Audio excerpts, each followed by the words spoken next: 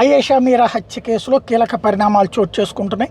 ఏదైతే సిబిఐ దర్యాప్తు, సిబిఐ ఇచ్చిన నివేదిక కోర్టుకు వెళ్ళడం, కోర్టు దగ్గర ఉన్న నివేదిక మాకివ్వలేదంటూ తల్లిదండ్రులు క్లెయిమ్ చేయడం, సిబిఐ కూడా సరిగ్గా దర్యాప్తు చేయట్లేదని ఆరోపించడం ఇవన్నీ అయిపోయినాయి. ఇప్పుడు తాజా కేసుకు సంబంధించిన వివరాలను సిబిఐ కోర్టులో పిటిషన్ దాఖలు చేశారు ఆయేషా మీరా తల్లిదండ్రులు. ఇప్పటికే కేసుకు సంబంధించి అందించాల్సిన వివరాలు మేము అందించేసామంటూ మరోవైపున కోర్టుకు తెలిపారు సిబిఐ న్యాయవాదులు. తదుపరి విచారణ డిసెంబర్ 19కి వాయిదా పడింది. విచిత్రం ఏంటంటే ఆ అంశం మీద సిబిఐ దర్యాప్తు తల్లిదండ్రులు కోరినటువంటి దర్యాప్తు పూర్తయింది, కానీ ఆ నివేదిక మాత్రం ఆ తల్లిదండ్రులకు వెళ్ళలేదు. ఇప్పుడు సత్యంబాబు నిందితుడా, లేకపోతే అసలు ఏ నిందితుడు లేడా? హత్య జరగలేదా? హత్య జరిగిపోయింది. అత్యాచారం జరిగిందో లేదో కూడా తేల్చలేదు. అప్పుడైతే జరగలేదని తేల్చారు.